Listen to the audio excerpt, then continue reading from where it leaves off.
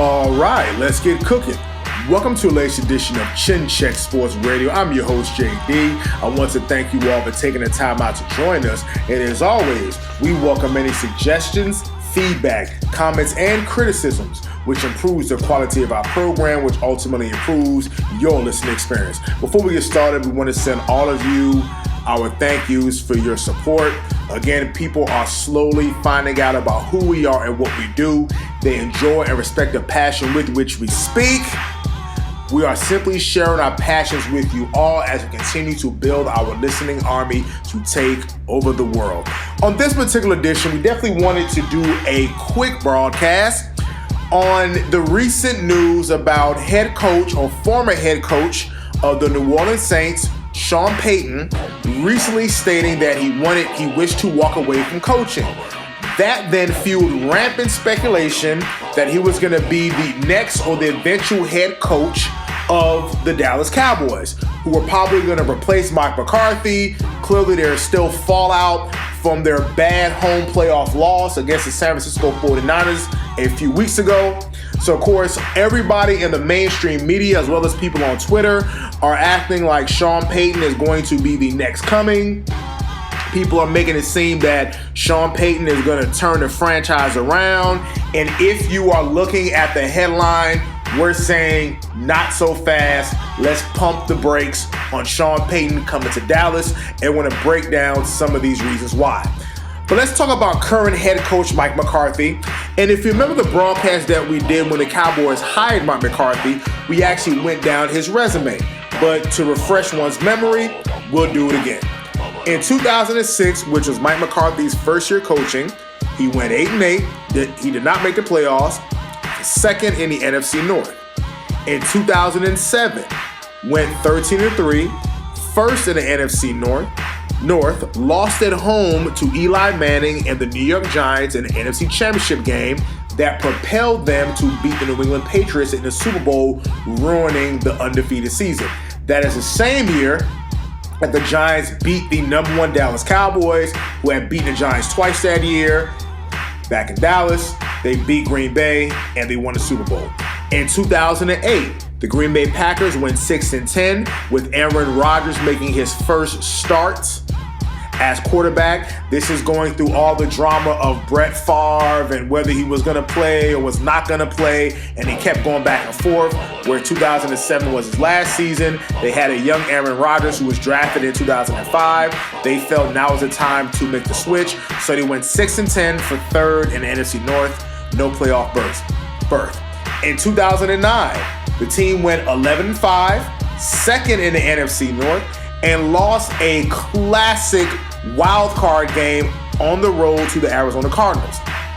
If you remember that game, nobody could stop anybody, and ironically, the game ended, I believe, in overtime on a wacky interception that was returned for a touchdown. In 2006, the Packers went 10-6, second in NFC North, won Super Bowl 45 as a wild card team. I believe the second wild card team to actually win the Super Bowl. In 2011, stormed out to 15-1, finishing first in the NFC North, lost again at home to the New York Giants in the divisional round, and the New York Giants eventually won the Super Bowl, again defeating the New England Patriots.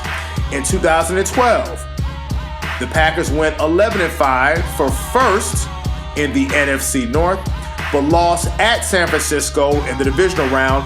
That was Colin Kaepernick's first playoff game, and that was a game where Kaepernick, I believe, ran for a record, 181 yards.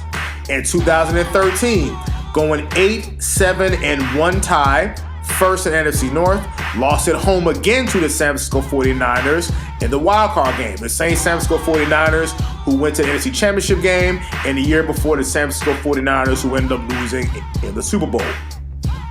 In 2014, going 12-4, lost at Seattle in the NFC Championship game.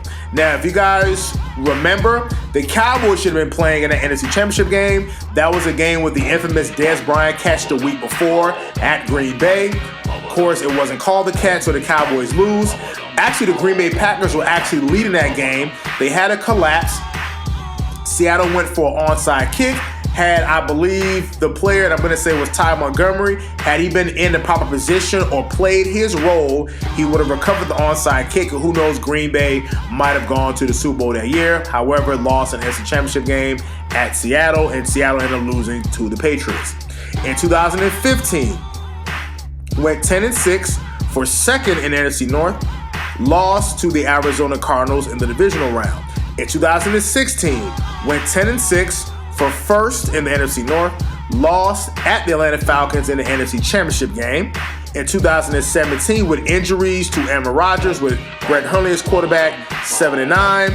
In 2018, 4-7-1 before being fired by the Green Bay Packers. Now, with the Green Bay Packers, a overall head coaching record of 125 wins, 77 losses, 2 ties, with a 6.618 winning percentage, or 62% winning percentage, and a 10-8 postseason record.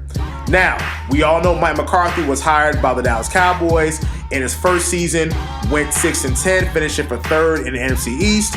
In 2021, went 12-5, winning the division, and again, as been discussed before, lost in the wild card game to the San Francisco 49ers. So his overall head coaching record is 143-92 for a .608 or 61% winning percentage, going 10-9 in the postseason with a .53 or 53% winning percentage. And I got 4 NFC Championship games and 1 Super Bowl. Let's compare head coach Sean Payton. In 2006, after the terrible tragedy in New Orleans with Hurricane Katrina and the levees breaking, definitely that previous season the team were nomads. I mean, it was just a bad time to be in New Orleans, and I'm so impressed by the resolve of that city. So Sean Payton comes in 2006 with newly acquired Drew Brees as quarterback, where it finally took Brees to get himself together. It wasn't until the Chargers drafted one Phillip Rivers. So the Saints in 2006 go 10-6, first in the NFC South, which was a shocker, lost in the NFC Championship game at the Chicago Bears. In 2007, finished up 7-9, third in the NFC South, no playoffs. 2008, went 8-8 for last in the NFC South, no playoffs. 2009, 13-3, first in their division, won Super Bowl 44 against Peyton Manning and the Indianapolis Colts. 2010, 11-5, second in their division, lost at Seattle in the wild card game. I believe the Seattle team, was a sub 500 or right at a 500 team. And that was a famous game where Marshawn Lynch, he had a run and he broke all these tackles and ran all over the field. And I believe it broke whatever, it was the equivalent of an earthquake, the sound that was made, or the crowd cheering on that particular touchdown run. In 2011, 13-3, first in NFC South, lost at the San Francisco 49ers in a classic divisional game. That was when Alex Smith was still the starting quarterback. In 2012, suspended for the entire season, and we'll get to that later on. 2013, 11-5, second in the NFC South, lost at Seattle in the divisional game. Between 2014, 15, and 16, 3 straight 7-9 seasons for third in the division, no playoffs.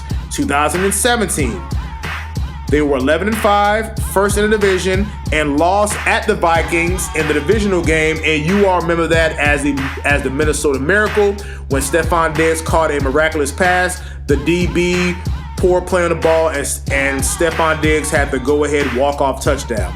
In 2018, 13-3, first in the NFC South, lost at I believe the other game was home, lost to Los Angeles Rams on the infamous non-pass interference or pass interference call.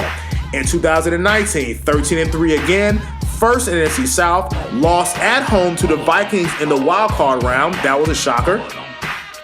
In 2020, 12-4, first NFC South, lost at home to Tampa Bay with Tom Brady. Now, this is the same New Orleans team who beat Tampa Bay in the regular season opener at New Orleans, crushed them at Tampa. So you would have thought, and of course, they had the defense, they matched up well with Tampa Bay, and you would have thought that New Orleans would steamroll Tampa, and Tampa beat them and parlayed that to a Super Bowl berth and win. And in 2021, finished up 9-8, second in the division. No playoffs, and of course, that's with Drew Brees retiring. They had Jameis Winston at quarterback. He gets hurt, so now they're down to Trevor Siemian and Taysom Hill. So it was just a mess for the season. But total career numbers, 152 wins, 89 losses for a .631 percentage or 63% winning percentage.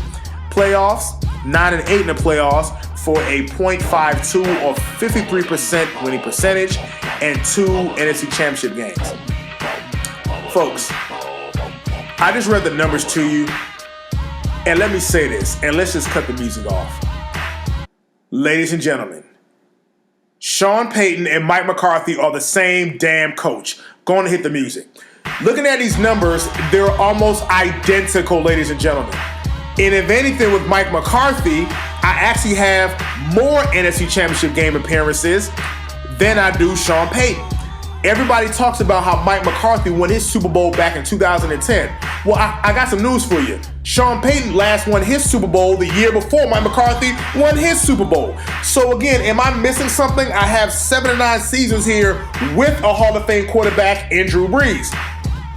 Everybody gets on Mike McCarthy for having Brett Favre for really 2 seasons in 2006 and 2007, and saw the growth with one Aaron Rodgers. Now, what I find funny, some of the same arguments that are used to tear down Mike McCarthy about coaching Aaron Rodgers, but yet Aaron Rodgers just blew 2 playoff games at home to clearly inferior teams. So now, is it issue Aaron Rodgers, or was it issue Mike McCarthy, or is it issue Aaron Rodgers?